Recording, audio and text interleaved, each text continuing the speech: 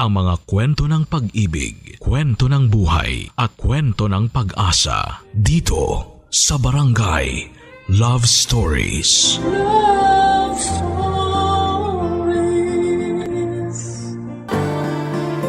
Hindi bulag ang pag-ibig, lalo na kung nakalaan ito sa tamang tao. Kaya nga kahit na ano pang kakulangan natin ay hindi yun hadlang para magmahal tayo at mahalin. Ikaw kabarangay, meron ka bang minamahal? Dear Papa Dudut, bata pa lamang ay lagi nang sinasabi sa akin ng lola ko na wala daw sukatan ang pag-ibig. Ibig sabihin, kapag nagmahal ang tao ay hindi nito tinitingnan ang pisikal na katangian ng taong minamahal niya. Kumbaga ay tinatanggap niya yon ng buong buo, lalo na kung hindi na yon mababago pa. Siyempre naniniwala ako sa lola ko dahil akala ko kasing bait niya ang lahat ng tao.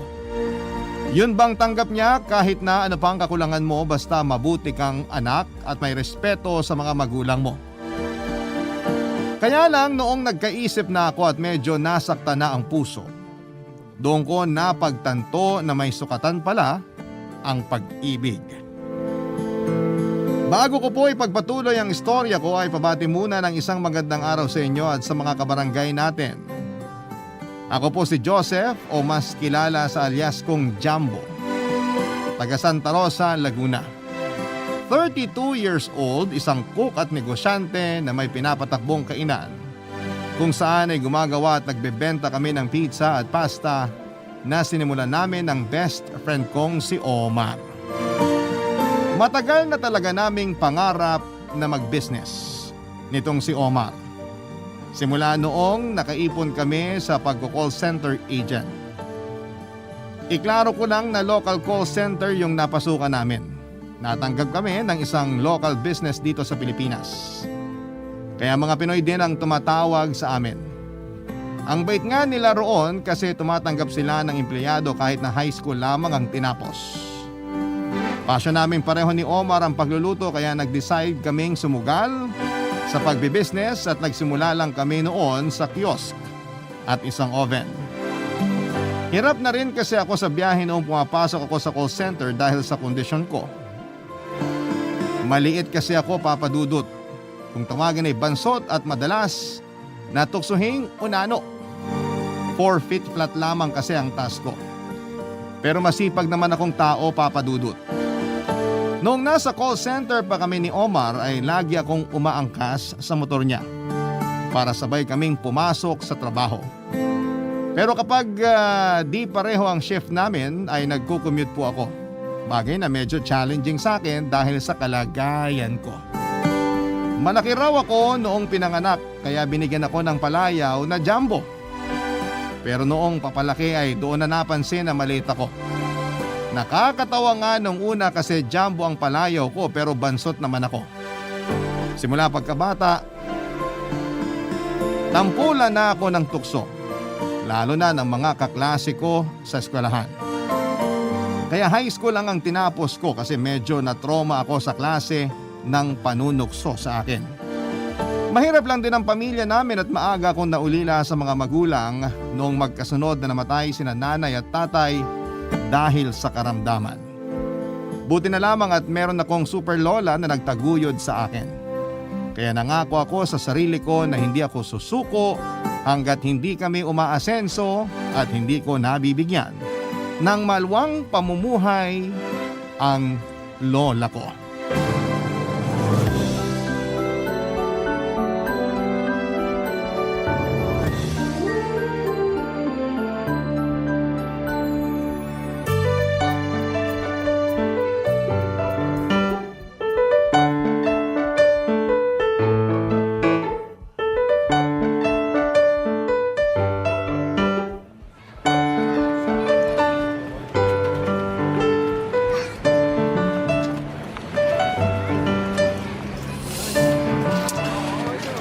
Tumal naman ang pizza natin ngayon. Hindi kasi tayo active sa business page natin sa Facebook. Baka kulang tayo sa engagement kaya hindi dinadag sa paninda natin. Ang sabihin mo, dumarami mga kakumpetensya natin. Kailangan talaga natin mag-imbento ng bagong flavor na pasisikatin para naman maengganyo na bumili sa atin yung mga tao. Ganun naman sa negosyo. May mga araw na malakas paninda mo, meron naman yung ganito, matumal. Pero ayos lang. Kasi pag pinagtsagaan naman natin to, alam ko balang araw, maikilala rin itong tindahan natin ng pizza at pasta. Alam mo tol, pag ikaw talaga nagsalita, gumagaan loob ko. Sigurado bang paggawa ng pizza at pasta yung gusto mong i-pursue? Oo naman. Bakit hindi? Baka kasi gusto mo magpalit ng ginagawa. Maging motivational speaker ka kaya? Alam mo naman passion ko na talagang pagluluto kahit maliit pa ako. Ay, maliit pa rin pala ako hanggang ngayon. Ay, nga pala tol. Kumusta yung bebot mo? Bebot? Oh, yung sabi mong sexy, chinita, maputi, makinis ang balat, blandang buhok. Yung mukhang imported na kachat mo. Di ba magkikita kayo nun? Natuloy ba? Oo! Natuloy naman. Natuloy pala eh. Ba't wala kang kinukwento? Nakakasama ka naman ng loob, tol. Drama mo, di bagay sa'yo, uy. Magkwento ka na lang habang wala pa tayong customer. Ano ba ikukwento ko eh, wala namang nangyari. Lupit talaga nitong tol ko. Gusto may mangyari agad sa unang kita pa lang ng bebot niya. Pinagsasabi mo, hindi ganun yun. Biro lang. Alam ko namang good boy ka eh. Mana ka sa akin. O ano na nga, paano wala nangyari? Nung nakita niya kasi ako, biglang naging cold siya. Hindi na siya sweet katulad sa chat. Tanong sagot na lang, ganun. Hala, nagulat ba siya kasi… Unano ako. Bakit, di ba niya alam? Alam niya. Sinabi ko naman sa kanya, kaya lang, hindi pa rin yung garansya na magugustuhan niya ako pagkatapos namin mag-date. Tama nga ako, kasi kinabukasan, binlock niya na ako sa messenger. Ni walang goodbye? Block agad? Oo, Lakas naman ng amats nun. hayaan mo na. Hindi naman natin mapipilit ang isang tao na magustuhan tayo kung ayaw nila sa atin. Pero kung umasta siya nun para magjowa na kayo. Sabi mo pa nga, di ba, nag-I love you siya sa'yo? Oo, tapos nadala ko. Akala ko kasi magkaka-girlfriend na ako ulit. Kaso wala, bokya. Hirap talaga pag ganitong di normal. Anong di normal pinagsasabi mo? Maliit ka lang. Pero normal ka pa rin sa paningin namin ng lola mo. Pati na rin sa paningin ng iba nating tropa. Yung tumitingin sa'yo at nanguhusga na para bang may mali sa'yo, sila yung hindi normal. Salamat. Pinagaan mo loob ko. Pwede ka na rin pala maging motivational speaker eh. Malaki kaya kita sa ganun? Kasi kung oo, sige, papatusin ko na. Sira, kailangan kita rito sa negosyo natin. Ay, may naisip ako tol. Ano yun? Pansin ko kasi parang kulelat lagi yung love life mo pag ikaw ang dumidiskarte. Kaya, hayaan mo ako na maging kupido mo. Ako napapana sa noo ng babaeng magkakagusto sa'yo. Pwede ba Omar, tigilan mo ako? Ikaw pa didiskarte para sa akin eh, wala ka nga rin jowa. Ay nako tol, kung ayaw mong maniwala na kaya ko, problema mo na yun. Basta, sisiguraduhin kong makikilala mo na yung babaeng magpapatibok sa puso mo. Yung babaeng mamahalin ka na parang ikaw na lang yung natitirang lalaki sa buong mundo. Aga-aga mo naman magpantasya. Oh, mukhang may customer na tayo. Buti pa, magtrabaho na lang tayo. Bago pa ugat ko sa noo yung tumibok dahil sa kalokohan mo. Bahala ka. Basta sureball ako na magkakajowa ka na.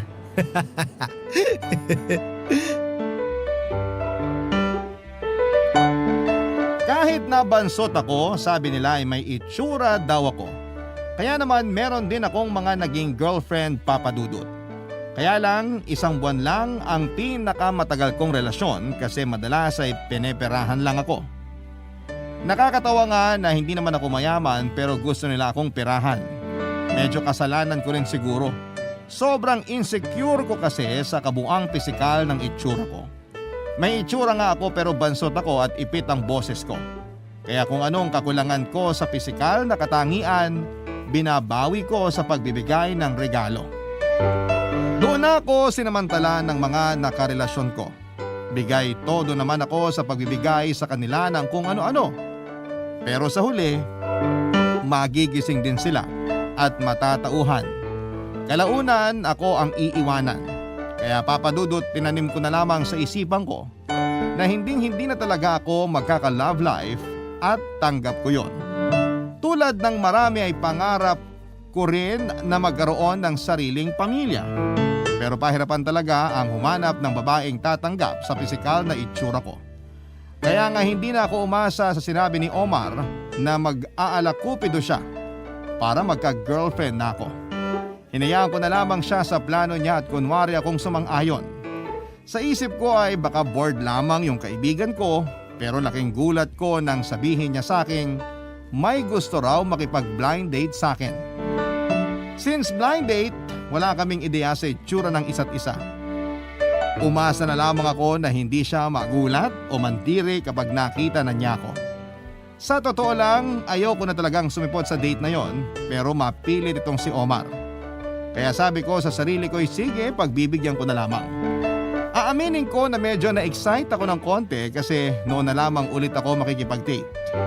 Kaya nga hinanap ko kaagad at plinansya yung paborito kong damit at pagkatapos ay nagpapogi ng husto. Para naman magmukha akong katanggap-tanggap sa mata ng makakadate ko. Noong gabi ng date namin, kabado ako nang ihatid ni Omar sa restaurant kung saan kami magkikita ng babae na nagngangalang Pilar.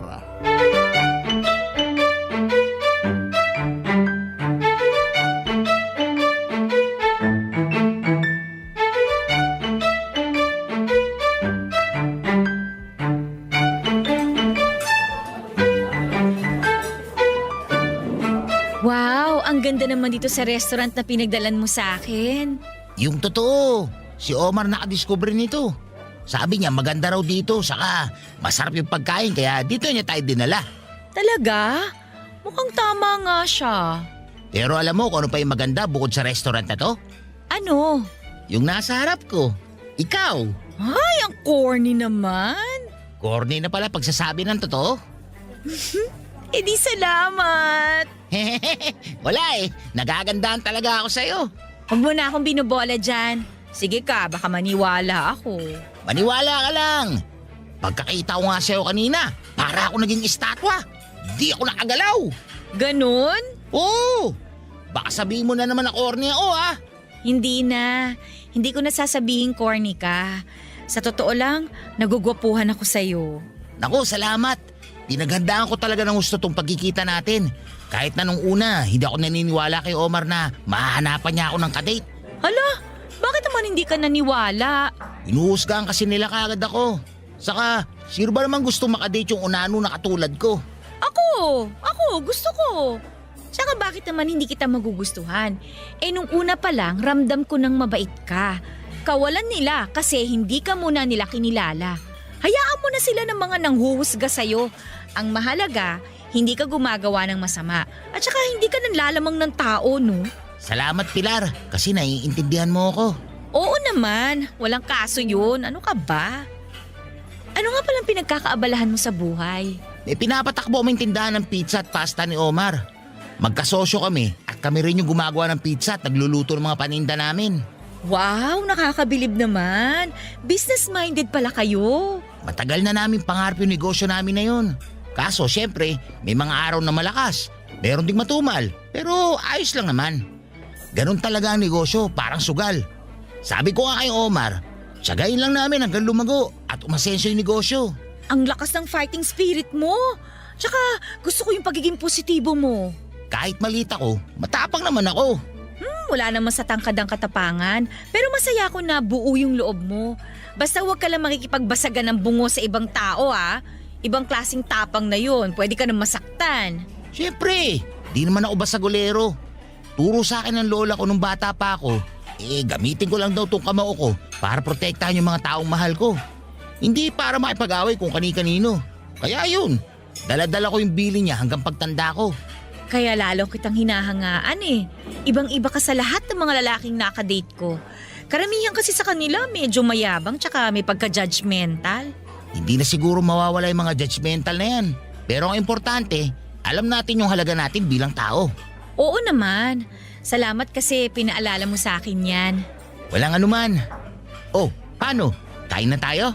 Medyo lumalamig na kasi itong pagkain natin. Sige, magkwento ka pa. Anong gusto mo ikwento ko? Kahit na ano, yung tungkol sa lola mo. Nako, matatawa ka rito.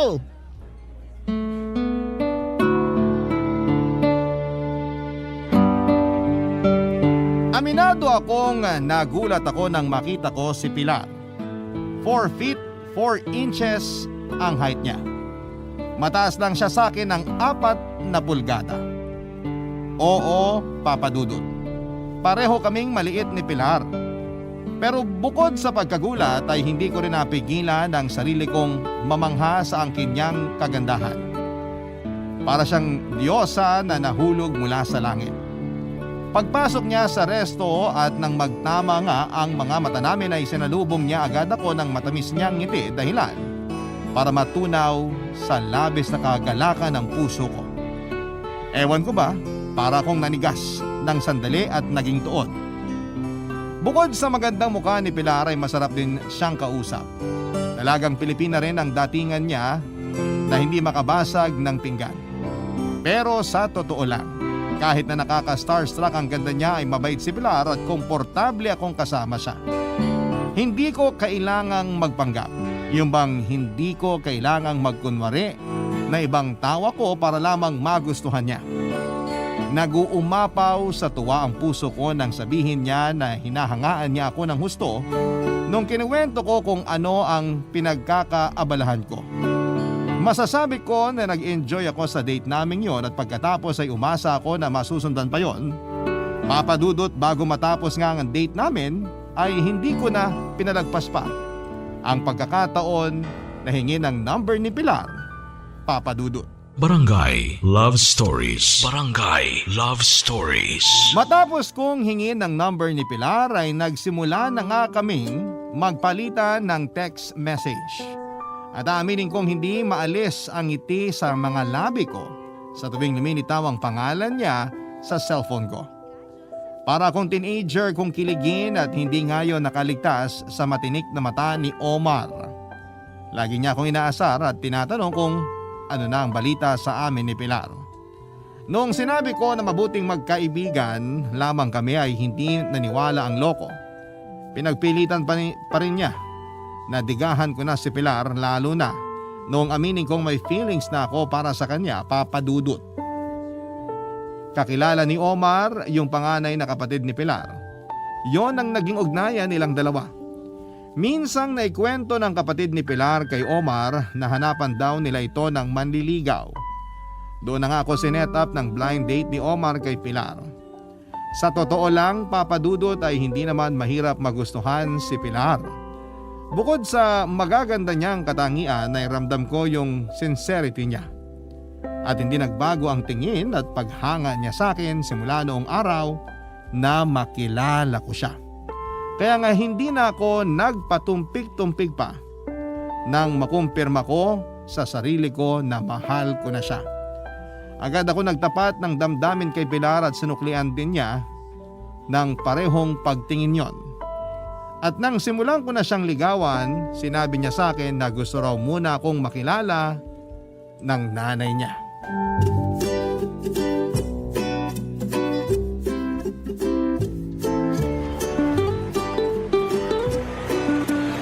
Tol, kinakabahan ako. Gusto raw ako makilala ng mama ni Pilar. Oh, anong problema dun? Siyempre ganun talaga kasi nililigawan mo yung anak niya eh. Alam ko naman yun. Kinakabahan lang ako kasi syempre, first time ko na makikilala yung nanay ng nililigawan ko. Para ka naman di lalaki. Huwag kang kabahan. Dinadaga ka agad dyan eh, maliit na bagay lang naman yun. Parang nung unang date nyo lang yan ni Pilar. Cool ka lang. Madaling sabihin, mahirap gawin. Tol, bilis mo naman panghinaan ng loob eh. Kung ako sa'yo, imbis na kabahan ako, paghahandaan ko na yung pagkikita namin ng future mother-in-law ko. Paghahandaan ko naman talaga yun. Ayoko mapahiya si Pilar pag pinakilala niya na ako sa mama niya. Pero kasi... Kasi ano? Paano kung kahit ginawa ko ng lahat hindi pa niya ako magustuhan para sa anak niya? Bakit naman di ka niya magugustuhan? Kasi kasi ganito lang ako. Ha? Anong ganyan ka lang? Kasi unano lang ako. Hoy, hindi ka unaano. Maliit ka, oo. Pero ano ngayon? Di ka namang kriminal. Wala ka namang tinatapakang tao. Ang bait mo ang apo sa lola mo eh. Nagsisimba ka tuwing linggo. May pinagkakakitaan kang negosyo. At higit sa lahat, mahal mo si Pilar.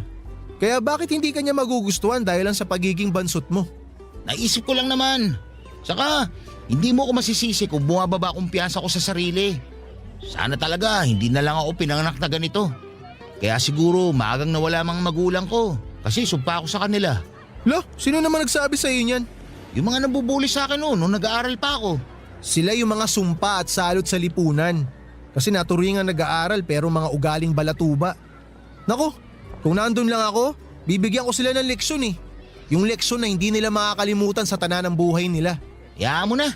Matagal na naman yun. Bigla ko lang naalala. Kung ako sa'yo tol, kalimutan mo na yung mga ganyang bagay. Hindi ka sumpa sa mga magulang mo. Maaga lang talaga silang kinuha kasi nagkasakit sila. Tsaka huwag ka na masyadong mag-overthink. Nagustuhan ka nga ni Pilar eh. Yung nanay pa kaya niya. Sigurado ako na magkakasundo kayo nun. Sana nga kasi seryoso naman ako sa panliligaw sa anak niya. Mahal na mahal ko kaya si Pilar. Alam ko, nakakaumay na nga kayo minsan eh. Wow! Ikaw pa may ganang maumay eh. Ikaw nga nagpakilala sa amin sa isa't isa. Biro lang naman na nauumay ako sa inyo. Ay, totoo pala. Lalo na kapag sweet-sweetan kayong dalawa. Sus! Sabihin mo, inggit ka lang sa amin. Kamusta na ba yung babaeng nililigawan mo? Sabi mo, mapapasagot mo na siya ngayong buwan. Ayun, nililigawan ko pa rin.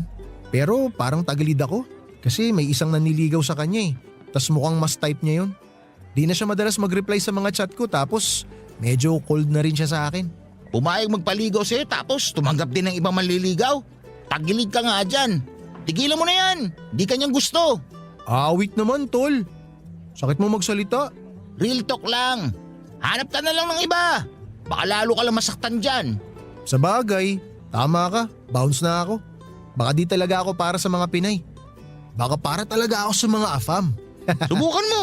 Wala namang masama. Ang problema ko lang tol, tong ilong ko eh. Baka magdugo ka ka-English. Sira, hindi yan. O siya, balik na tayo sa trabaho habang iniisip ko diskarte ko sa pagkikita namin ng mama ni Pilar. Sinong hindi kakabahan first time kong may pakilala sa nanay ng nililigawan ko. Alam ko sa sarili ko na kailangan ko yung paghandaan ng husto. Mabuti na lamang at suportado ko ni Omar at halos hindi na nga siya magkanda-ugaga sa pagpapayo sa akin ng mga dapat at hindi dapat gawin sakaling nandun ako sa bahay nila Pilar. Tinandaan ko lahat ng yon at naghanda pa ako ng husto mula sa gupit ng buhok hanggang sa damit na susuotin ko para mas ma-impress ko ang nanay ni Pilar, Papa Dudut. Counting background muna kay Aling Rosa na nanay ni Pilar.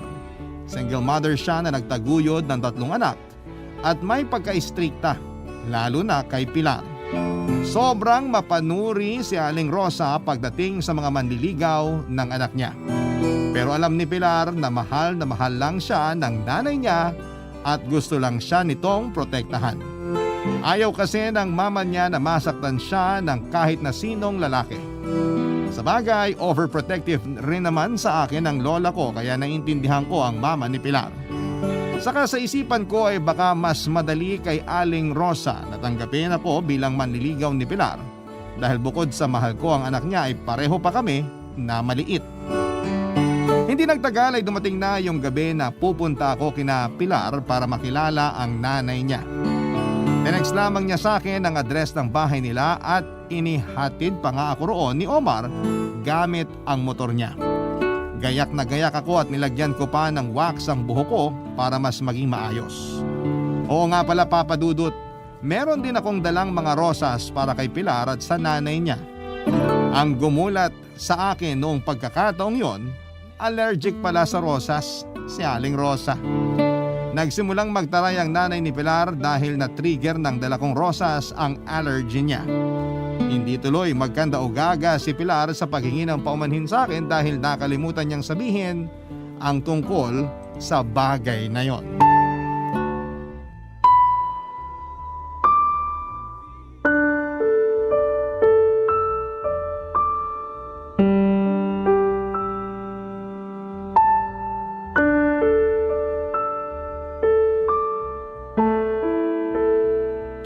Nako, eto kasing si Jumbo eh.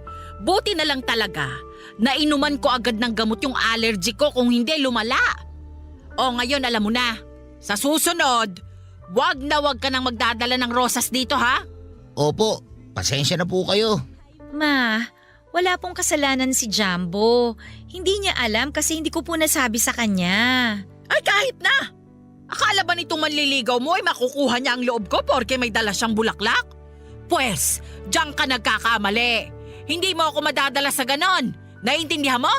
Ma, please naman tigilan niyo na si Jumbo. Sinasabi ko lang para matandaan niya. Nang hindi niya naulitin pa.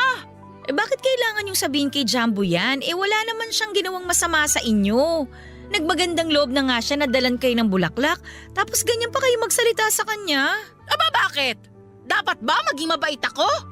Hindi nga ako masaya na makilala yung manliligaw mo. Ma! Sorry Jumbo ha, hindi naman ganyan si Mama Okay lang naman ako. Saka, karapatan naman ng mama mo na sabihin yung nararamdaman niya. Mabuti naman at nakakaintindi ka. Akala ko tulad mo ring maliit ang utak mo Hoy, aminin mo nga. Ginayuma mo ba tong anak ko? Hindi ko po ginayuma si Pilar. Sinungaling. Hindi ako naniniwala sa'yo. Hoy lalaki, base sa tono ng pananalita ko at sa pakikitungo ko sa'yo, sana gets mo nang ayaw kita para sa anak ko. Ano na lang ang mangyayari kung magkatuluyan kayo? Ano pong ibig niyong sabihin, Ma? Paano kung pagtawanan kayo kasi pareho kayong maliit? Sa late itong si Jumbo? Tingin ko may pagkaunano na to Ayoko mangyari na pagtawanan kayo, nak. Kaya wag ka na sa lalaking yan. Tiyak ako na marami ka pang makikilala. Kaya wag ka magsettle dito kay Jumbo. Ikaw, Jumbo, usapang matino. Layuan mo na ang anak ko. Naintindihan mo? Ilalagay mo lang siya sa matinding kahihiyan kapag nagpatuloy pa yung relasyon ninyo. Wala naman po ako masamang intensyon sa anak niyo. Mahal ko po si Pilar. Tigilan mo na nga ipagmamahal na yan. Sigurado ako na sa una ka lang magaling. Tapos hindi magtatagal, iiwan at sasaktan mo rin ang anak ko. Hindi po ako perpektong lalaki. Pero hindi ko magagawang saktan si Pilar. Sige nga, paano mo bubuhayin yung anak ko? Mukhang wala ka namang ipon. Saka palugi na rin naman yung sinasabi mong negosyo nyo. Baka lalong hindi mo mabigyan ng magandang buhay tong anak ko. Masyado naman po kayong advance mag-isip, Ma. Tsaka huwag niyo namang insultuhin ang negosyo ni na Jumbo. Marangal po yun tsaka napakasipag nila ng kaibigan niya. Hindi ko mamaliitin kung sikat yon at dinadagsa ng mga tao.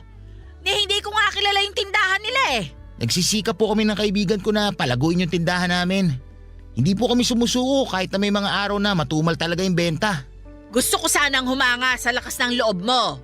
Pero di mo ba naiisip na baka kaya matumal ang benta ninyo kasi hindi naman talaga masarap yung tinitinda ninyo? Ma, sumusobra na kayo. Kapakanan mo lang ang iniisip ko. Nanay mo ko. Kaya normal sa akin na mag-alala sa'yo kung sakaling ito lang ang makakatuluyan mo. Wala kayong future na dalawa. At sigurado ako na gagawing katatawanan ng mga tao yung relasyon ninyo. Pag nagkatuluyan kayo nitong si Jumbo, malaki ang posibilidad na puro maliliit ang maging anak ninyo. Di pamilya na kayo ng mga bansot. Tapos ano? I-interviewin kayo ni Jessica Soho? Lalabas kayo sa TV na pamilya ng mga bansot? Kung anong iniisip niyo, Ma, hindi na kayo nahiya. Ikaw ang mahiya. Isipin mo ang kahihiyan na dadalhin mo sa pamilya natin sakaling magkatuluyan kayo niyan. Normal na lalaki ang pakasalan mo. Para may pag-asa na normal ang height ng mga apo ko at hindi mga bansot. Alam kong maliit na ako pero lalo pa akong nanliit pagkatapos ng pagkikita naming yon ng nanay ni Pilar. Hindi kasi gano'n ang inisyal na reaksyon na inaasahan ko kaya naman nasaktan ako ng husto. Bukod doon ay harap-harapan niya ring nilait ang pagkatao ko at ininsulto ang kabuhayan ko. Bagaman nandun si Pilar para sawayin ang nanay niya. Sa mga sinasabi nito sa akin ay hindi ako tanga para hindi maramdamang ayaw niya sa akin para sa anak niya, Papa Dudut. Kahit na sinabi kong kay Pilar na ayos lamang ako, ang totoo ay malungkot ako ng gabi na nagkahiwalay kami. Kahit nga noong nakasakay na ako sa motor ni Omar matapos niya akong sunduin kina Pilar, ay kapansin-pansin, Papa Dudut, ang pananahimik ko. Doon na ako inusisa ng tsismoso kong kaibigan at hindi ko na rin napigilan ang sarili ko na ikwento sa kanya ang kabuuan ng nangyari sa pagkikita namin ni Aling Rosa. Kitang-kita ko na nagkulay hinog na kamatis. Sa pula ang mukha ni Omar dahil sa galit niya sa mga nalaman niyang yon Papa Dudut. Barangay Love Stories. Barangay Love Stories. Noong nakapag-move on na ako sa nangyari sa unang pagkikita namin ni Aling Rosa, siya namang ngit-ngit pa rin sa galit ni Omar. Bilang best friend ko at para ko na ring kapatid ay hindi raw siya makakapayag na insultuhin ako ng nanay ni Pilar. Na-appreciate ko naman ang concern niya sa akin pero sinabihan ko siya na tigilan na ang pagsasalita ng kung ano-ano tungkol kay Aling Rosa dahil nanay pa rin ito ng babaeng mahal ko. Nakinig naman sa akin si Omar at sa kabilang banda ay nagpatuloy pa rin naman ang komunikasyon namin ni Pilar, Papa Dudut. Sa katunayan, dahil na rin siguro sa panlilibak sa akin ng nanay niya, ay mas lumalim lang ang feelings namin ni Pilar sa isa't isa. Hanggang sa isang araw ay sinorpresa niya ako ng matamis niyang oo sa date namin. Noong oras na yon ay hindi ko talaga napigilan ang sarili ko na humiyaw at magtatalon sa sobrang tuwa. Ang saya-saya ko na sa wakas ay girlfriend ko na ang babaeng mahal ko. Pero dahil alam namin na magiging issue sa mama niya ang pagiging magkasintahan namin, nagkasundo muna kaming ilihim ito at yun nga lang Papa Dudut.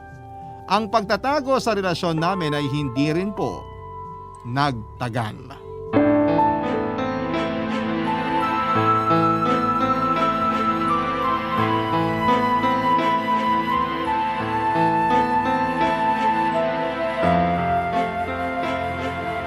Ano ka mo?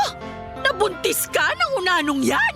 Hindi ka na ba talaga nag-iisip, Pilar? Nagmamahalan po kami ni Jumbo at nasa tamang edad na naman kami, Ma.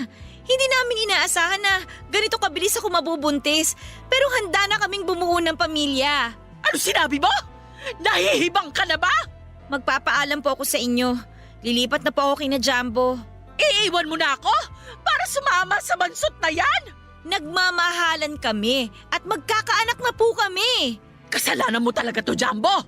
Wala kang respeto. Nakuha mo pa talagang buntisin yung anak ko. Pasensya na po kayo.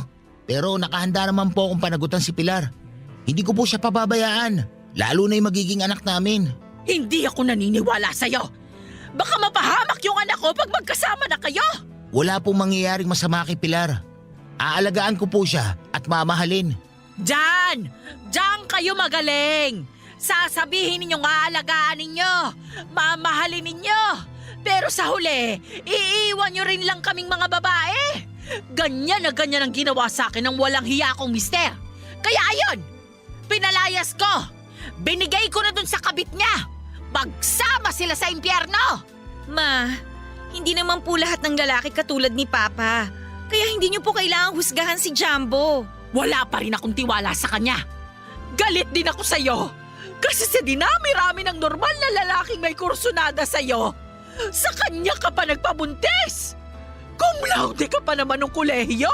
Pero parang kinalawang niya ang kukote mo. Sumusobra na po kayo sa mga pinagsasabi niyo, Ma. Totoo at tama lahat ng mga sinabi ko. Hindi na po kasi gawain na nag-aalalang nanay ang mga ginagawa at sinasabi niyo sa akin eh. Masyado kayong galit na galit kay Jumbo. Wala naman siyang ginagawa sa inyo ah. Kung galit kayo kay Papa dahil sa pangangaliwa niya, sa kanya lang po kayo magalit. Huwag kayo mandamay ng ibang tao. Tsaka kung totoong concern kayo sa kapakanan ko, dapat may tiwala kayo sa mga desisyon ko. Maraming beses ko na pong sinabi sa inyo na mahal ko si Jumbo at may tiwala ako sa kanya. Napakabastos mo! Kung sagot-sagutin mo ako, parang hindi mo ako nanay ah! Sumasobra na po kasi kayo eh. Tsaka kayo po yung unang nambastos kay Jumbo. Pati ako dinamay nyo. Kung tawagin nyo siyang unano, parang wala kayong anak na maliit din. Kung totoong gusto nyo akong protektahan at kung talagang mahal ninyo ako, hindi kayo manlalait ng ibang tao dahil lang sa itsura nila. Kahit anong sabihin mo, hindi ako papayag na sumama ka sa bansot na yan! Hindi nyo po ako mapipigilan, Ma. Nasa tamang edad na ako magdesisyon para sa sarili ko. Ah, ganon? Talagang nagmamataas ka sa akin? Hala, sige! Tingnan natin kung hindi mo pagsisihan yung desisyon mong yan! Mas pagsisisihan ko kung mananatili ako sa pamamahay na to kasama kayo. Ibang tao na kayo, Ma. Hindi ko na kayo kilala. Punong-puno na kayo ng galit. Tara na, Jumbo. Umalis na tayo rito. Pilar, sandali. Hindi ka ba nabibigla sa mga desisyon mo? Sigurado ka ba talaga? Oo naman. Siguradong sigurado ako. Masaya ako na pinili akong ipaglaban ni Pilar, pero malungkot kami dahil kailangan pa nilang magkasira ng nanay niya. Alam ko kasi kung gaano niya kamahal at nirerespeto si Aling Rosa. Pero sinigurado naman sa akin ni Pilar at buo ang desisyon niyang sumama sa akin, lalo pat magkakaanak na kami. Agad ko siyang sinama sa inuupahan naming apartment ni Omar, pero hindi nagtagal ay bumukod din kami. Nag-work from home si Pilar at mas lalo kong sinipagan sa negosyo. Gusto ko kasing makaipon ng sapat para sa panganganak ni Pilar at para na rin po sa pamilyang bubuuin namin. Kasabay ng pagsisikap ko sa pagtatrabaho, ang pareho naming dasal ni Pilar ay sana ay hindi magmana sa amin ang magiging anak namin. Lumipas nga ang 9 na buwan, ipinanganak via normal delivery ang baby boy namin na malusog at pinangalanan namin siyang Ezekiel. Nagtulungan kami ni Pilar sa pagtataguyod sa pamilya namin kahit na hindi pa rin nawala yung panlalait at pangmamata ng ibang tao dahil sa kalagayan namin. Madalas naming naririnig na dahil pareho kaming bansot ay matik na magiging bansot din ang mga anak namin. Hindi nagtagal ay nag-decide si Omar na mag-ibang bansa para doon magtrabaho at puntahan na rin ang girlfriend niya, kaya ibinigay na niya sa akin ang negosyo naming dalawa. Sa awa naman ng Panginoon ay mas napalago ko yon sa loob ng 3 taon. Sa kagustuhan kong mas mapaganda pa ang estado ng pamumuhay namin ni Pilar, nag-apply ako ng housing loan. Sa awa ng Diyos ay nakakuha ako ng pasok sa budget sa Santa Rosa, Laguna. Mabilis naman akong nakahanap ng maliit na pwesto sa negosyo ko malapit sa bahay na nilipatan namin. Papadudot na sundan pa ng isa pang healthy baby girl ang panganay namin. Pinangalanan naming Diana ang aming bunso at siya ang kumumpleto sa simple at masaya naming pamilya.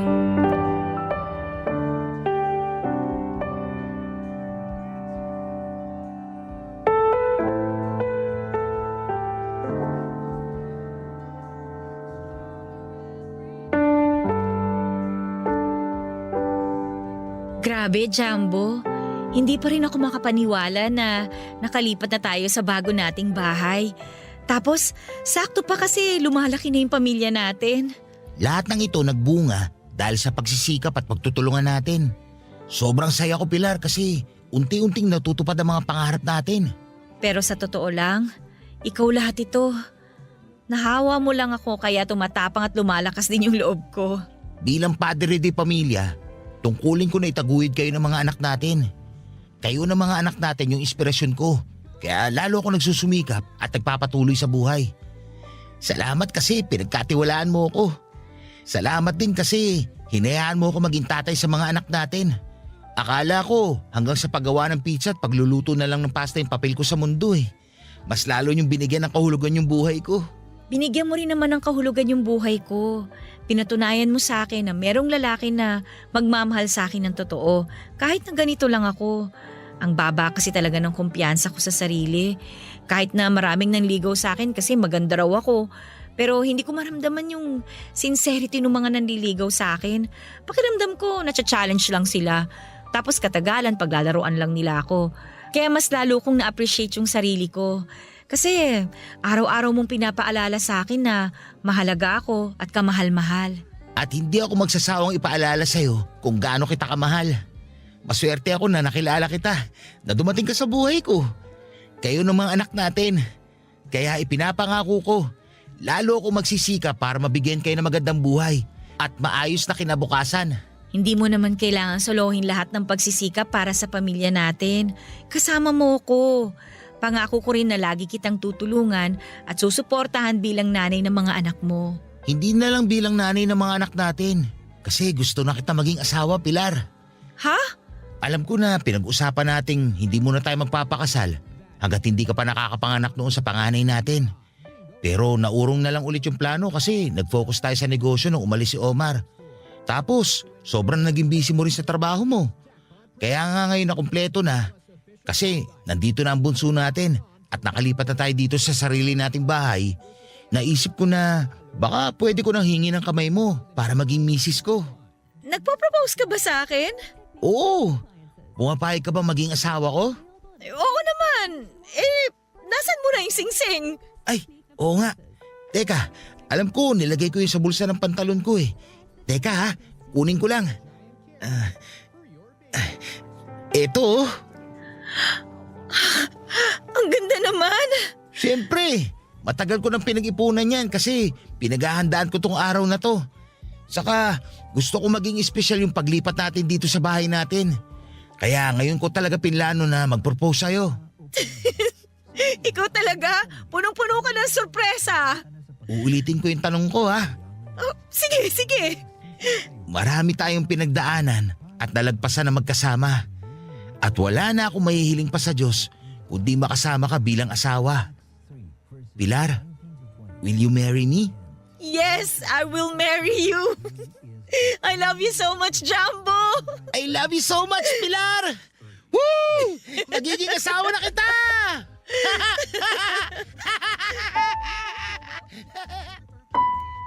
Papa Dudut, simple lang ang naging kasal namin ni Pilar pero kasama namin doon ang pinakamahalagang tao sa buhay namin. Ang lola ko na unti-unti ko na ring napapaayos ang bahay. Dumalo rin ang best friend kong si Omar na umuwi pa ng Pilipinas kasama ang pamilya niya para saksihan ang espesyal na araw namin ni Pilar. Sa side naman ni Pilar ay yung dalawa niyang nakakatandang kapatid na noong una pa lamang ay boto na sa akin at hindi rin naman pinalagpas yun ng nanay niyang si Aling Rosa. Unti-unti na-realize ni Aling Rosa na totoo ang pagmamahal ko sa anak niya at nakahanda akong gawin ang makakaya ko para mabigyan ng maginhawang buhay ang pamilya namin ni Pilar. At nakita niya yon kaya naman natanggap na niya ako. Nagkapatawaran na rin sila ng misis ko at napatawad ko na rin naman siya, Papa Dudut. Sa kasalukuyan ay masaya at pinagpapala ang pamilya namin ni Pilar. Ngayong lumalaki na ang mga anak namin ay hindi nakikita ng mga ito ng sinyales ng pagiging punggok o pagiging bansot. Nawa ay lumaki sila ng malusog at may normal na mga height. Hanggang ngayon ay tuloy ang negosyo kong pizza at pasta. Medyo mas lumakas siya kaysa noong nasa Quezon City kami. Tuloy pa rin naming hinuhulugan ng misis ko ang kinuha naming bahay dito sa Laguna at pareho naming tinutupad ni Pilar ang pangako namin sa altar at sa harap ng Diyos na mamahalin namin ang isa't isa sa hirap at sa ginhawa, sa sakit at sa kalusugan, sa lungkot at sa ligaya ngayon at magpakailanman. Maraming salamat po, Papa Dudut, sakaling mapili po ninyong i-area ang love story namin ni Pilar sa programa ninyong Barangay Love Stories. Pareho rin kasi kaming avid listener ng Barangay LS 97.1. Sana kahit paano ay may na-inspire kami ng mga kabarangay natin sa espesyal na kwento ng aming pag-ibig, buhay at pag-asa. Na kahit pinanganak kaming maliit, napakalaki naman ng pagmamahal na kaya naming ibigay. God bless po sa inyo and more power. Ang inyong forever kapuso at kabarangay, Jumbo. Nagustuhan ng iyong napakinggan? Ituloy yan via live stream sa www.gmanetwork.com/radio. Barangay LS 97.1 forever. Barangay Love Stories. Love stories. Yung nagagawa noong kabataan natin na pinagbibigyan lang natin dahil nga tayo ay bata pa lamang. Pero ang hindi natin alam, ang mga kasalanang ito sa nakaraan ay nagkakaroon ng bunga na maaaring sumira sa ating kasalukuyan. Ikaw kapuso, may isang bagay ka bang pinagsisihan sa nakaraan na sana'y hindi mo na lamang ginawa noon? Dear Papa Dudut, tawagin niyo na lamang po ako sa pangalang Reginald, isang IT specialist mula sa Malabon. Ako ang panganay sa 3 magkakapatid. Retired teacher ang ina samantalang government employee naman ang ama. Sa edad na 35 ay ramdam ko na po ang pressure lalo na pagdating sa pagkakaroon ko ng sariling pamilya. Tuwing may class reunion ay laging tinatanong sa akin kung sino ang nakatuluyan o kung may asawa na ba ako. At sa mga family gathering ay paulit-ulit akong hinahanapan ng nobya. Ang iba nga'y akala nila ay may sarili na akong pamilya. At minsan ay nakakasawa na rin pong sumagot ng paulit-ulit kaya ang ginagawa ko na lamang ay umiiwas sa mga ganong klase ng gathering. Papadudod siguro ay may invisible ako na balat sa puwet dahil simula nung tumanda ako ay naging mailap na sa akin ang love life. Kung meron man ay lagi naman akong minamalas dahil palagi akong iniiwanan. May mga naging girlfriend din ako the past years pero ni isa sa kanila ay walang sumeryoso sa akin. Lagi po akong gino-ghost. Ang iba'y nagsasawa kaagad, ako ang laging ipinagpapalit, papadudot. Kaya naman dumating na lamang ako sa point na napagod na akong paglaruan ng mga babae. Kaya hindi na ako naghanap pa. Maghihintay na lamang ako ng babaeng darating kung meron mang ibibigay sa akin si Destiny. Pero papadudod kung ako ay handang maghintay ng babaeng mapapangasawa, ang lolo ko na si Lolo Julio ay hindi na makapag-antay pa. Matagal na kasi niyang hinihiling sa akin na magkaroon ng apo sa tuhod.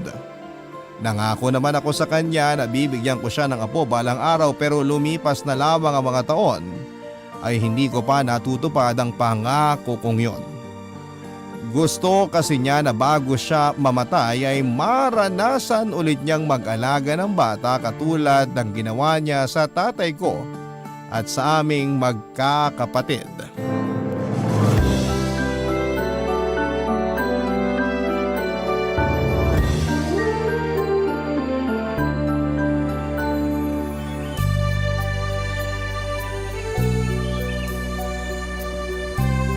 Olo, anong ginagawa niyo rito sa beranda?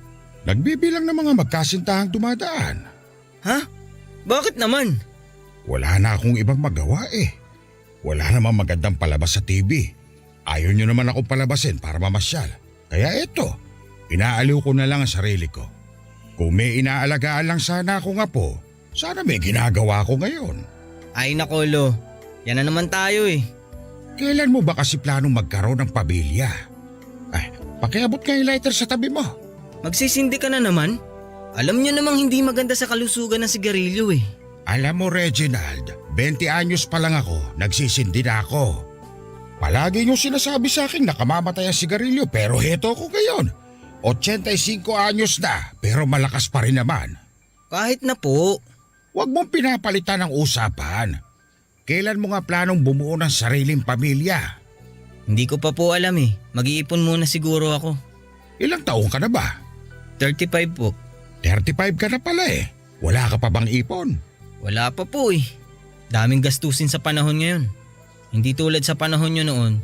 Ngayon sobrang mahal na ng bilihin pati mga bayarin. Hindi na nga makatarungan eh. Wala ka na ng pamilya. Sarili mo na nga lang ang binubuhay mo. Tapos wala ka pang ipon. Maluho tong apo nyo eh. Hindi kaya nirarason mo lang yan. Baka naman… Lo, hindi po ako bakla kung yan man ang iniisip nyo ha. Mailap lang po talaga sa akin ang pag-ibig ngayon. Bakit naman mailap? Hindi ko po alam eh. Ang hirap na makahanap ng maayos na love life ngayon. Ang siste kasi ngayon, kung gaano kadali pumasok sa relasyon, ganun din kabilis natatapos. Baka naman mahina ka lang talaga dumiskarte. Ako pa mahina dumiskarte. Alam nyo Lo, hindi nyo na itatanong pero habulin po ako nung bata pa ako. Nung bata ka? Kasi ang gusto ng mga kabataan, yung mga bad boy. Yung mga katulad sa napapanood nila sa TV. Pero kapag tumanda na sila, iba na ang hanap nila. Gusto na nila ng maayos na lalaki. Yung mature mag-isip, yung maaasahan. Baka naman hanggang ngayon umaasal bata ka pa rin.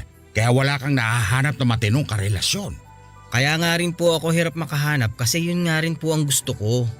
Yung relasyong stable. Hindi yung panandalian lang. Gusto ko, kapag nagka-girlfriend ako, yung pang matagalan na. Alam mo ako, 25 lang ako nung nakilala ko ang lola mo. Hindi ko nga inaasahan noon na siya na makakasama ko hanggang sa pagtanda ko. Bakit niyo naman po nasabi yan? Kagaya nga ng nabanggit mong salita, panandalian lang sana ang gusto kong relasyon kay Sonia. Pero nabuntis ko siya. Nagpakasal kami at bumuo ng sariling pamilya. Hindi naman kita minamadali na magkaroon ng pamilya eh. Pero hindi na ako bata. Bilang na lang ang mga araw ko. Nyo rin pala yung pressure na nararamdaman ko ngayon kasi pinagdaanan nyo rin pala yung sitwasyon ko ngayon. Oo naman. At balang araw, maiintindihan mo rin ang sitwasyon ko ngayon kapag ika'y tumanda na rin. Sa totoo lang, Papa Dudut, ay nakapagbitaw lamang ako ng pangako sa lolo ko dahil gusto ko lamang noong makawala sa usapan ng pag-aasawa. Pero simula noon ay palagi na niya akong tinatanong tungkol dito. Kung sana ganun lang kadali ibigay ang hinihiling niya, ay matagal ko nang ginawa yon, Papa Dudut. Pero ang katotohanan, una ay kailangan ko munang maghanap ng babaeng mamahalin ko at mamahalin ako. Pangalawa ay kailangan ko pang siguraduhin siya na talaga ang magiging ina ng mga anak ko. Kailangan kong makipagkilala, manligaw, magpakasal at magkaanak. Isa itong napakahabang proseso na tiyak akong aabutin pa ng napakahabang panahon. At hindi ako sigurado kung maaabutan pa ba ng lolo ko ang araw na yon, Papa Dudut.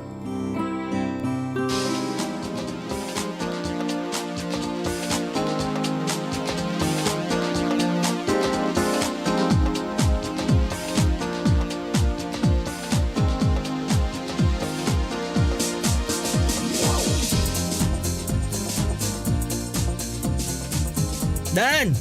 Uy, Reginald! Long time no see! Grabe, ang laki ng katawan mo ngayon ah. Tatay na talagang datingan. Chong, araw-araw ko nakikita sarili ko sa salamin. Hindi mo na kailangang ipaalala pa na mataba ako. Pero di ba dapat good news yan? Kasi sabi nila, kapag tumataba raw ang lalaki, ibig sabihin nasa tamang babae siya. Kaya pala hanggang ngayon, payat ka pa rin. Wala ka pang asawa? Tagal na akong walang balita sa'yo ah. Wala namang bagong balita sa akin so hindi ka pa huli. Asawa? Wala. Matumal eh. Di nga, totoo ba? Parang imposible namang mangyari yan. Ikaw, wala pang asawa? Oo nga. Anong mahirap paniwalaan dun? Wala pa akong mahanap na matinong babae na wife material eh. O baka naman ikaw ang hindi matino. Bakit ako? Matino na ako, matagal na. Hindi na ako katulad ng dati. Bakit? Ano ka ba dati? Alam mo na yun. Siyempre naman, alam na alam ko yun. Ako kaya ang may first-hand experience sa college life mo. Reginald the Great, ang kinaiinggitan ng mga kalalakihan sa campus kasi never nawala ng girlfriend. Pinipilahan ng mga babae. Maraming reserve at options, hindi lang sa school, kundi pati sa iba't ibang universities. Pero anong nangyari? Ba't hanggang ngayon wala ka pang asawa? Ewan ko nga eh. Naubos na siguro yung kamandag ko. Sa edad kasi nating to, hindi nahabuli ng mga bad boy. Ang hinahanap na nila, yung lalaking kayang mag-provide sa kanila ng maayos na pamilya. Alam mo, parehong-pareho kayo ng sinabi ng lolo ko. Pero hindi naman na ako bad boy eh. Good boy na ako ngayon. Talaga? Kailan ka huling nagkaroon ng relasyon? 3 years ago. Totoo? Nagbago ka na nga, Chong. Pero for the worst ata yung nangyari. Hindi kaya karma na yan sa dami ng niloko mong babae noon? Hindi naman siguro. Lahat naman tayo dumaan sa ganong klase ng relasyon eh. Yung mapaglaro, puppy love, ganun. Pero alam mo, nakaka-pressure din pala no? Na wala kang maipakilalang asawa o girlfriend man lang. Matagal na akong ginugulo ng lolo ko kung kailan ko raw siya mabibigyan ng apo sa tuhod eh. Ha? Eh di ba may anak ka na? Ako? Kailan pa ako nagkaanak? Okay ka lang? May mali ba sa memorya ko? Kasi sa pagkakaalala ko, nagkaroon kayo ng anak ni Cassandra, di ba? Yung ex mo nung college? Si Cassandra? Oo, may mali na nga sa memorya mo. Kasi alam naman nating lahat na hindi niya sigurado kung ako ang tatay ng batang dinadala niya noon. Yun ba talaga ang totoo? Hindi ba front mo lang yun para hindi masira yung pangalan mo? Chong naman, si Cassandra, mabubuntis ng ibang lalaki? Eh ikaw yung boyfriend niya nung panahong yun. Malay ko ba? Si Cassandra ang pinag-uusapan natin ha. Yung babaeng mas conservative pa kaysa kay Maria Clara. Tingin mo, maniniwala ako na ibang lalaki ang nakabuntis sa kanya? Alam nating pareho na ikaw ang tatay ng baby. Huwag na tayong maglokohan. Paano ko naman nakakasiguro? Sa akin mo talaga tinatanong yan? Akala ko ba nagbago ka na? Hanggang ngayon ba? Hindi mo pa rin mapangatawanan na may nabuntis kang babae? Wala na tayo sa college. Wala ka ng pangalang kailangang isalba. Matandahan na tayo para dyan. Huwag mo nang lokohin sarili mo. Dahil alam nating dalawa ang totoo. Ay, tatlo pala tayo kung isasama natin si Cassandra. Hindi talaga ako sigurado eh. Wala naman siyang patunay na ako ang tatay ng baby niya. E di alamin mo. Para may maiharap ka na sa lolo mo na apo sa tuhod. Actually, kung hindi pa nabanggit ni Dan ang pangalan ni Cassandra ay hindi ko siya maaalala, Papa Dudut. Matagal na siyang nawala sa isipan ko pero noong mapag-usapan namin ni Dan ang tungkol sa kanya ay parang recap sa isang teleserye na nanumbalik lahat sa utak ko ang nakaraan naming dalawa. Sa ibang university nag-aral noon si Cassandra, Papa Dudut. Naging girlfriend ko siya for 1 year noong nasa 3rd year college pa lamang kami. Tahimik siyang babae at hindi mahilig makipag-socialize sa mga tao dahil hindi siya marunong nito. Loyal siya at mabait. Sa katunayan, siya ang pinakamabait na naging girlfriend ko. May pagka-conservative rin dahil nagtatrabaho sa simbahan ang pareho nitong mga magulang. Bago kami magtapos sa college ay natapos ang relasyon naming dalawa dahil nabuntis si Cassandra. Nagulat ako, Papa Dudut, dahil kahit na active ang sex life namin noon ay maingat akong tao. Kaya naman laking gulat ko na lamang noong nalaman kong nagdadalang tao siya. Tinakbuhan ko pa ang bata, Papa Dudut. Pinalabas ko na hindi ako naniniwalang ako ang ama nang ipinagbubuntis ni Cassandra. Nang mga panahong yon ay natakot kasi ako na malaman ng mga magulang ko na nakabuntis ako, lalo na't sobrang strikto nila pagdating sa pag-aaral ko. Dahil sa mga nangyari ay hiniwalayan ko si Cassandra. Ang huling naging balita ko sa kanya ay tumigil siya sa pag-aaral at simula noon ay hindi na kami nagkita pa. Lumipas ang mga panahon, Papa Dudut. Maging ako ay naniwala na sa sarili kong kasinungalingan na nagawa noon, Papa Dudut. Barangay Love Stories. Barangay Love Stories. 2006 noon at aminado naman po ako na may pagka-chick boy ako noon. Karaniwan ay 1 buwan lamang ang nagiging pahinga ko nang walang girlfriend.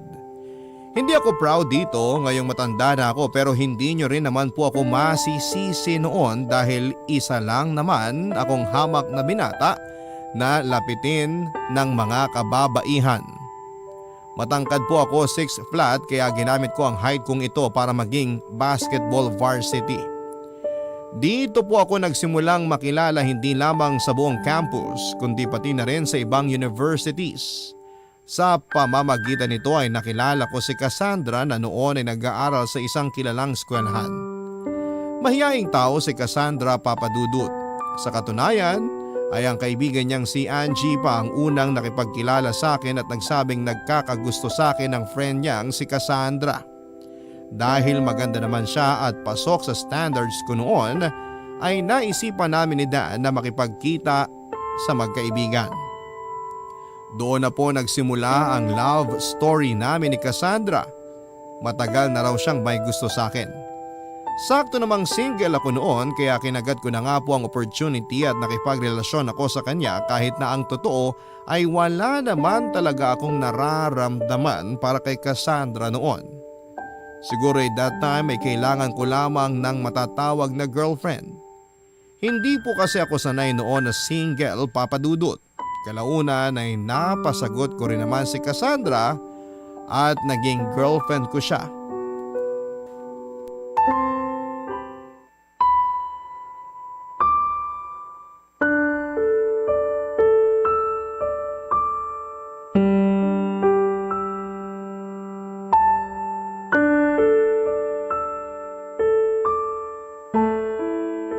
Chong, totoo ba yung nabalitaan ko? May girlfriend ka na ulit?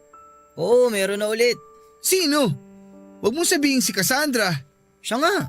Eh di ba sabi mo wala kang nararamdaman sa kanya? Wala nga. Pero type ko yung ganda niya eh. Pwede na yun. Kahit hindi mo siya mahal? Mahal naman niya ako eh.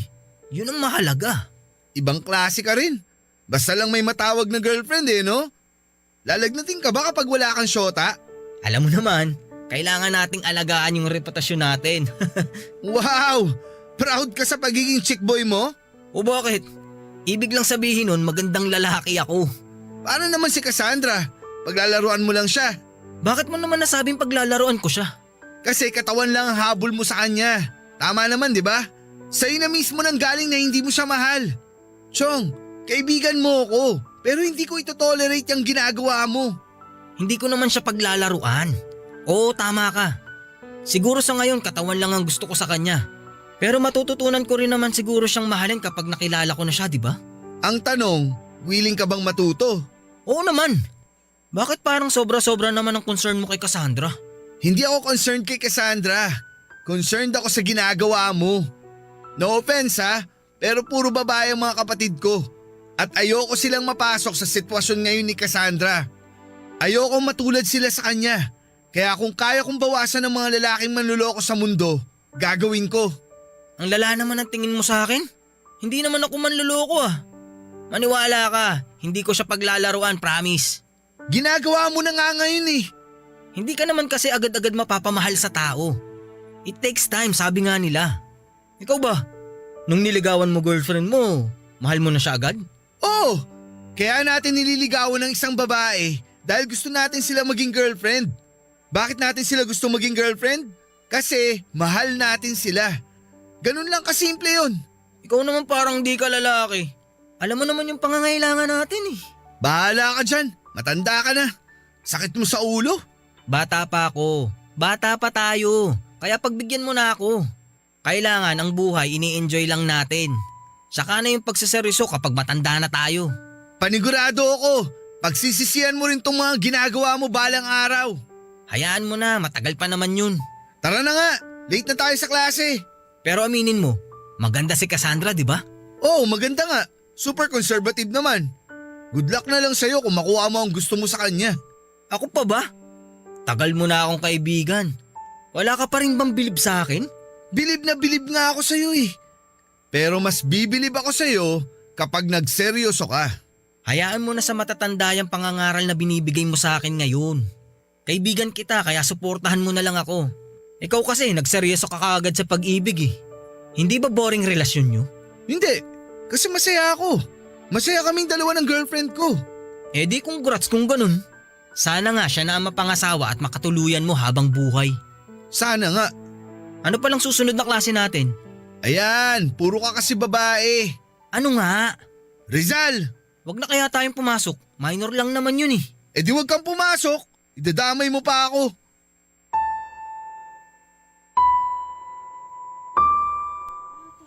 Papa Dudut, hindi ko natupad ang pangako ko kay Dan na hindi ko paglalaruan ang puso ni Cassandra.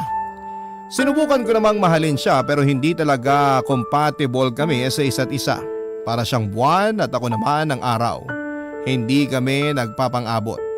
Hindi siya mahilig sa mga bagay na gusto ko at hindi naman ako makarelate sa mga bagay na gusto niya. Sa huli ay unti-unti ring nagsawa ako sa kanya. Nang mga panahong yon ay naghahanap na lamang ako ng tiyempo para makipaghiwalay kay Cassandra. Napapansin ko na kasi noon na habang tumatagal ay palalim na ng palalim ang pagtingin niya para sa akin. Ayoko na pong patagalin pa ang relasyon namin dahil alam kong kapag nagtagal pa ito ay lalo lamang masasaktan si Cassandra. At ayaw ko rin namang gawin yon sa kanya.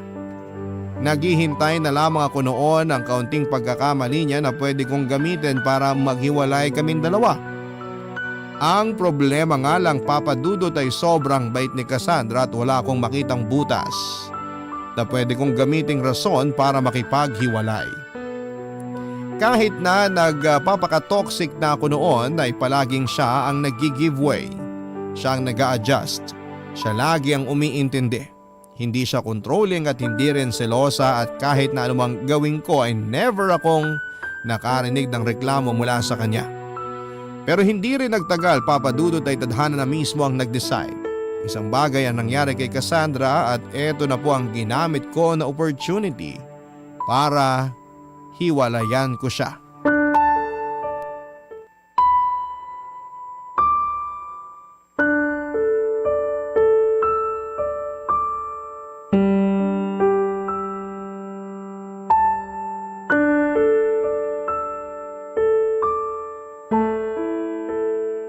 buntis ako. Dan, tawagan na lang kita mamaya ah. Basta yung pinapasuyo ko, idaan mo na lang sa bahay. Ha? Okay, bye. Ano ulit yon? Sorry, hindi kita narinig. Reginald, buntis ako. Ano? Sigurado ka ba? Oo, sigurado ako. Pero sinong ama? Tinatanong pa ba yan? Ikaw, syempre, sino pa ba? Sigurado ka bang akong nakabuntis sa'yo? Aba, anong gusto mong palabasin? Na nakikipagkita ako sa ibang lalaki? May ibang lalaki ako at siyang nakabuntis sa akin, ganon? Gusto ko lang naman makasigurado. Sigurado ako. At wala akong ibang lalaki kung yan man ang iniisip mo. Pero paano nangyari yun? Paano ka nabuntis? Gumamit naman ako ng protection ah. Hindi ko rin alam. Palaisipan din sa akin yan. Magpa-test ka ulit. Paano mo ba nalaman? Nagpiti ka ba? Magpa-test ka ulit. Ulitin mo. Baka may mali kang nagawa kaya nag-positive. 3 beses ko na ginawa. Positive lahat, Reginald. Buntis ako. Anong gagawin natin ngayon? Hindi ko alam. Ikaw ang lalaki. Ikaw dapat ang makasagot niyan. Bakit ako? Ikaw yung buntis. At ikaw yung bumuntis sa akin. Reginald, natatakot ako. Anong sasabihin ko sa mga magulang ko? Hindi ko alam sa'yo. Mas matakot ka sa parents ko. Kapag nalaman ni Papa nakabuntis ako, malalagot tayo pareho. Pareho nating ginawa to kaya dapat pareho nating solusyonan tong problema natin. Hindi ba pwedeng ipalaglag mo na lang yan? Reginald! Matakot ka naman sa Diyos! Papatay ka ng bata! Anong gusto mo? Ipanganak mo yan? Mas matakot ka sa mga magulang natin. Hindi ako papayag sa gusto mo mangyari. Kung hindi ka papayag, hindi ko na problema yan. Binigyan kita ng solusyon at kung ayaw mo sa solusyon ko, bahala ka. Ang kapal na mukha mo! Cassandra, masyado pa akong bata para maging tatay. Marami pa akong pangarap sa buhay. Hindi ako papayag na masira ang future ko dahil lang sa dinadala mo. Paano naman ako? Ikaw lang ba ang may pangarap? Ako rin meron! Pero hindi ako magiging walang hiya na tulad mo na basta na lang papatay ng bata dahil lang hindi ka pa handa. Bakit ako yung pinapalabas mong masama? Hindi nga ako sigurado kung akong ama ng dinadala mo eh. Asan ang pruweba mo? Nagka-amnesia ka ba? Gusto mo ipaalala ko sa iyo yung mga ginagawa natin? Sa bahay nyo? Sa boarding house? Sa kotse mo? Maingat akong tao. Cassandra, hindi ako basta-basta gumagawa ng katangahan. Kilabutan ka nga sa sinasabi mo? Anong preba ba gusto mo? DNA test? Alam mo ba kung gaano kamahal ang DNA test? May pera ka ba para dyan? Hanggat hindi mo napapatunayan na ako nakabuntis sa'yo, hindi ko aakuin yan. Sana hindi na lang kita nakilala! Sana hindi na lang kita nagustuhan! Sana hindi na lang kita minahal! Ang kapal ng mukha mong paratangan ako ng ganyan! Ikaw ang ama nito! Wala nang iba! Malis ka na nga. Baka di ako makapagpigil, patulan kita. Bumalik ka na lang kung sigurado kung ako ang nakabuntis sa'yo.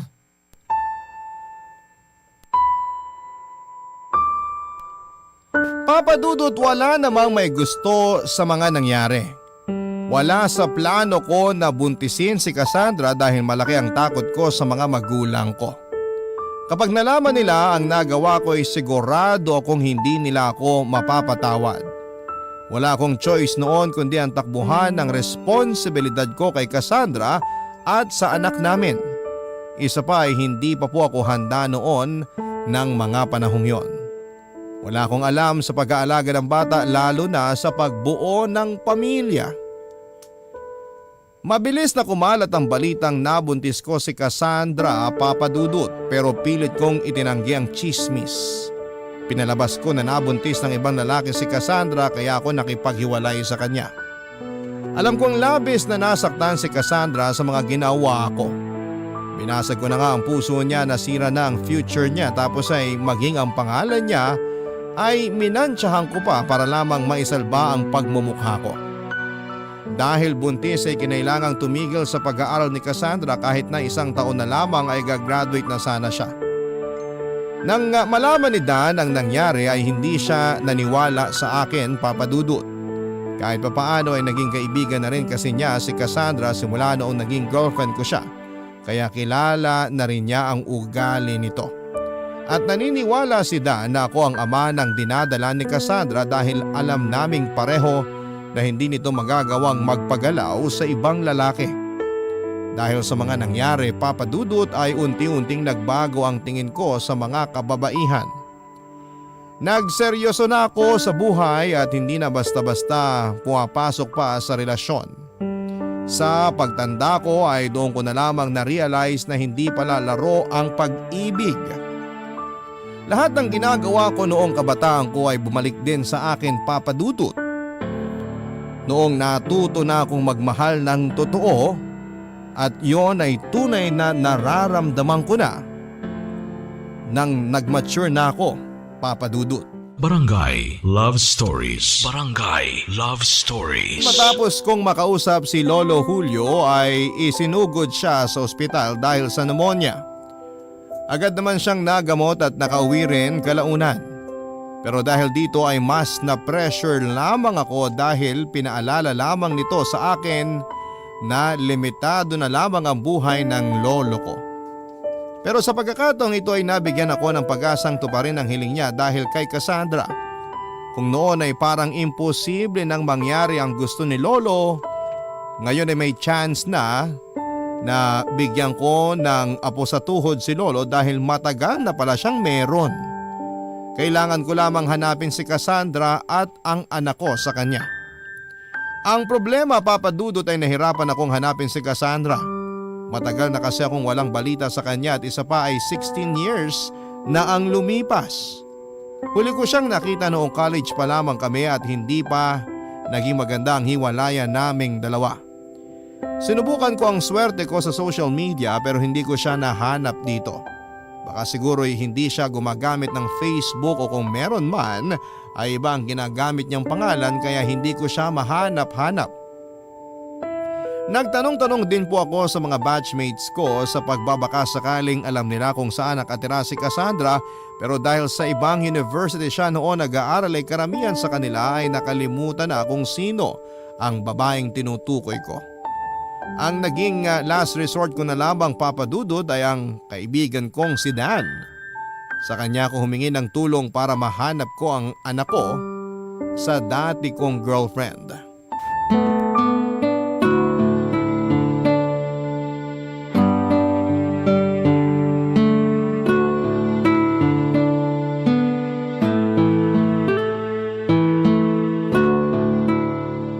Totoo ba yung nakita ko? Na ano? Dumating ka ng naka-big bike? Marunong ka na palang magmotor ngayon? Siyempre, nagbabago rin ng tao. Ano akala mo? Kasi nung college, takot na takot kang magmotor. Tinuturuan nga kita kaso sabi mo ayaw mo. Kasi takot kang maaksidente. Noon yun. Ikaw nga eh. Dating chick boy.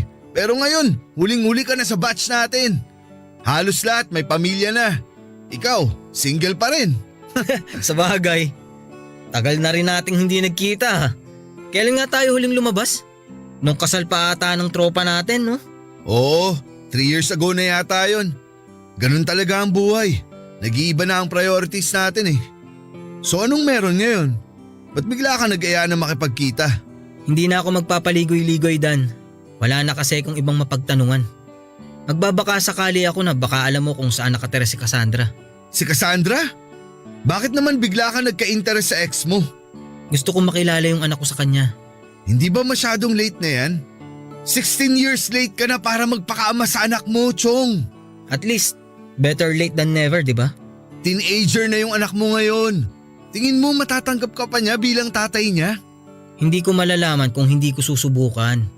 Yun lang. Paano mo siya hanapin kung hindi mo naman alam kung nasaan si Cassandra ngayon? Kaya nga tinatanong kita eh, wala ka bang balita sa kanya? Matagal na akong walang balita sa kanya eh. After college, wala na kaming communication sa isa't isa. Siyempre, magkaibigan tayo. Kaya mas lalo ka lang niya naaalala the more na kinakausap ko siya. Kaya nahinto na yung communication namin. Ay, paano ngayon to? Teka. Tingin ko friends kami sa Facebook ni Angie. Sinong Angie? Yung kaibigan ni Cassandra. Hindi mo na ba maalala? Siya yung nag-approach sa'yo noon tapos ipinakilala niya sa'yo si Cassandra. Ah, naalala ko na. Sa tingin mo, Alam niya kung saan nakatira si Cassandra ngayon? Siguro. Subukan ko siyang i-message. Pasuyo na lang, Chong. Para naman makilala ko rin ang anak ko. Paano kung hindi ka tanggapin ni Cassandra? Okay lang. Ang mahalaga sa akin, kilalanin akong tatay ng anak ko. Hindi mo nga kinilala yung bata noon eh. Bakit ka naman niya kikilalaning tatay ngayon? Konting support naman dyan. Lahat naman tayo nagkakamali eh. Kapag kinilala kang ama ng bata, anong sunod mong gagawin? Siyempre ipapakilala ko siya sa pamilya ko. Lalo na kay Lolo na matagal na naghahanap ng apo sa tuhod. Ah, yun pala ang rason. Kala ko naman interesado ka talaga sa anak mo. Lolo mo lang pala ang dahilan. Siyempre kasama na dun ang kagustuhan kong makilala ang anak ko. Okay, sabi mo eh. Totoo nga. Ano namang tingin mo sa akin? Hindi naman ako ganun kasamang tao tulad ng iniisip mo. Wala naman akong sinasabi ah. Pero paano naman kung may sarili ng pamilya si Cassandra? Paano maharapin yung asawa niya kung sakali? Hindi ko naman sila guguluhin eh. Hindi ko pakikialaman ang buhay ni Cassandra. Ang goal ko lang talaga yung anak ko sa kanya. Real talk lang ha. Mahirap makuha yung gusto mo, Chong. Pero sige, tutulungan kita. Lahat naman ng tao deserve ang second chance, so sana makabawi ka sa anak mo kung sakali. At sana rin maging maganda ang kalabasan ng pinaplano mo. Maraming salamat, Chong ha.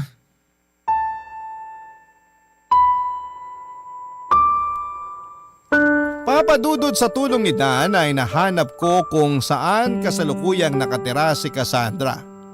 Nasa Antipolo siya ngayon ayon sa kaibigan niyang si Angie at aaminin ko po na medyo kinakabahan ako noon na makipagkita kay Cassandra lalo na noong malaman kong may sarili na siyang pamilya. Alam ko na napakalaki ng kasalanan ko sa kanya, hindi lang sa kanya kundi maging sa anak namin. Sa parehong pagkakataon ay may kaunting excitement na rin po akong naramdaman dahil sa wakas ay may chance na akong makita ang anak ko.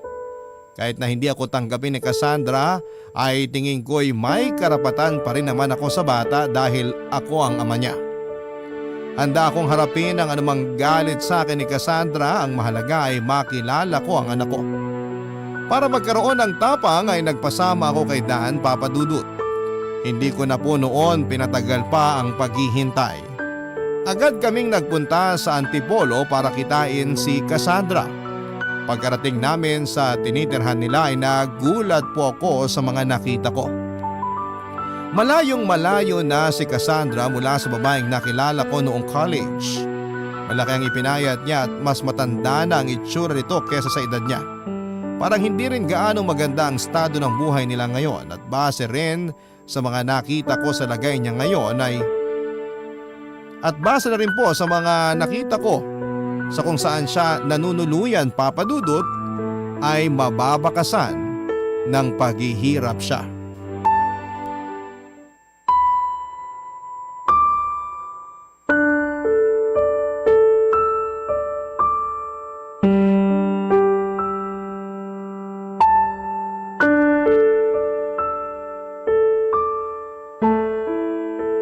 Cassandra! Naaalala mo pa ba ako? Si Reginald? Hindi mo na kailangan magpakilala. Kilalang kilala kita. Buti naman. Kamusta ka na? Kasama ko pala si Dan. Naaalala mo pa ba siya? Kaso hindi na siya bumaba ng sasakyan. Anong ginagawa mo rito? Hinanap talaga kita kasi gusto kitang makausap.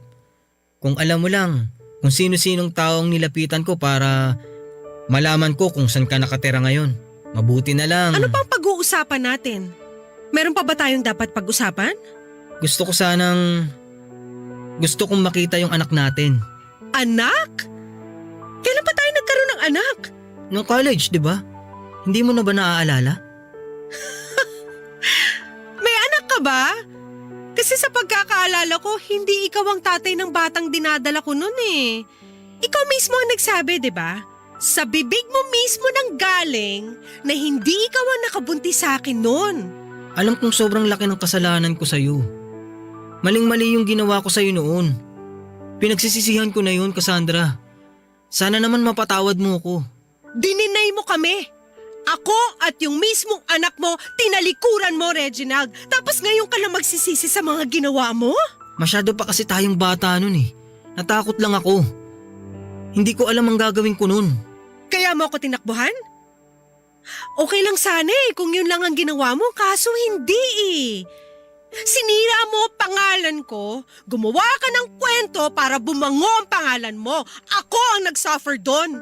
Alam ko yun. Maniwala ka. Kinahihiya ko ang mga ginawa ko sa'yo noon. Kaya sorry kung nasaktan kita. Sorry na tinakbuhan ko kayo ng anak natin. Sana talaga mapatawad mo na ako.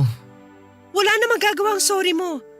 Nangyari na ang nangyari. Wala na magbabago kay patawarin man kita o hindi.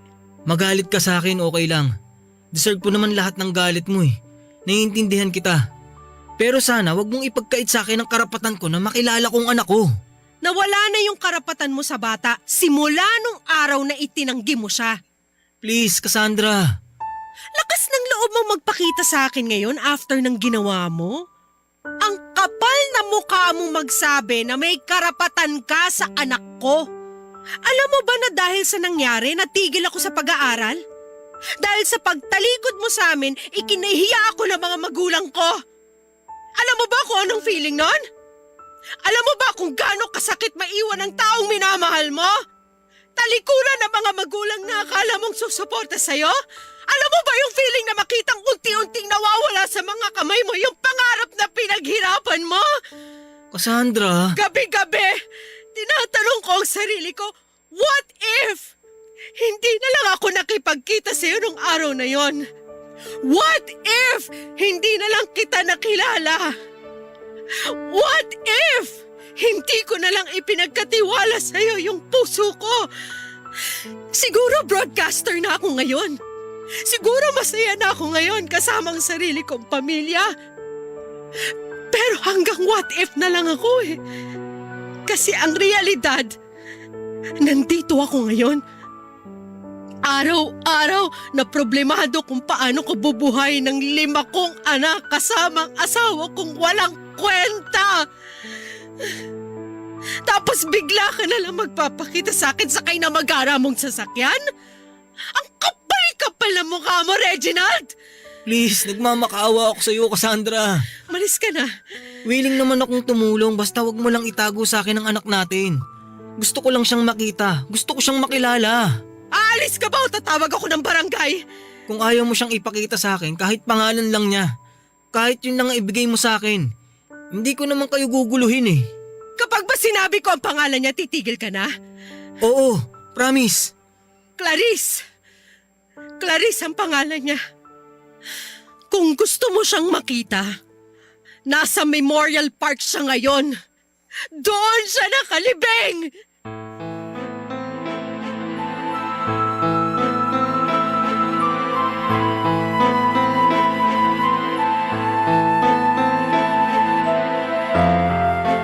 Ang araw na yun na po ang huli naming pagkikita ni Cassandra, Papa Dudut. Nalaman ko na lamang sa kaibigan niyang si Angie ang katotohanan nang minsang makausap ko siya sa chat. 3 days pagkatapos ipanganak ni Cassandra ang baby namin ay agad po itong binawian ng buhay. Matapos daw kasing mapalayas si Cassandra sa bahay nila ay nagsimula daw siyang magpakita ng simptomas ng depression. Sobrang lungkot niya noon at stress dahil sa mga nangyari at sinisi raw niya ang bata sa puntong nagawa niya ang isang bagay na hindi niya kayang gawin noon. Sinubukan po niyang ipalaglag ang baby namin, Papa Dudut, pero malakas ang kapit ng bata. Yun nga lang po ay nagkaroon po ito ng komplikasyon matapos siyang maipanganak kaya hindi rin po siya nagtagal. Sising-sisi ako, Papa Dudut, sa mga kamaliang nagawa ko noong kabataan ko. Kung hindi ko sana sila tinakbuhan noon, kung pinanindigan ko lang sana ang pagiging tatay ko sa bata, baka sana'y kasama ko na ang anak ko sa ngayon. Sana hindi ganoon ang naging takbo ng buhay ni Cassandra. Kaso tulad ng sabi ng dati kong nobya, ay hanggang puro sana na lamang kami dahil nangyari na ang mga nangyari. Papa Dudut, sa sumunod na taon ay namatay na rin po ang lolo ko nang hindi ko natutupad ang pangako ko sa kanya. Dumating ang blessing sa akin noong hindi pa ako handa pero ngayong handa na ako ay saka naman ako pinagkaitan. Siguro ay eto na po ang karma ko sa mga kasalanan na nagawa ko sa aking nakaraan. Hindi ko po inakala ng mga maling desisyon ko 16 years ago, ay babalikan ako sa present time. Sa ngayon ay nananatili pa rin po akong single at hindi ko pa nakikilala ang babaeng ihaharap ko sa altar. Pero sa totoo lang po ay hindi naman po ako nagmamadali.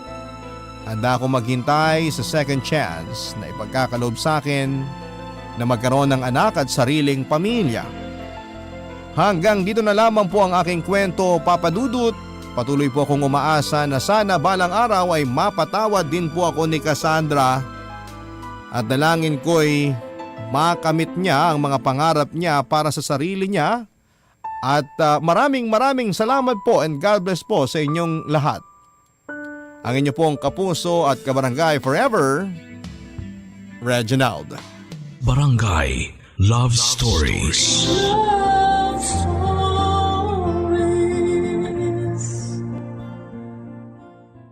Barangay LS 97.1. 97.1. Number 1. Forever. Kabarangay, i-share mo ang iyong barangay love stories. Sabay-sabay nating pakinggan ang iyong kwento ng pag-ibig, buhay at pag-asa. Ipadala lang sa barangaylovestories@yahoo.com.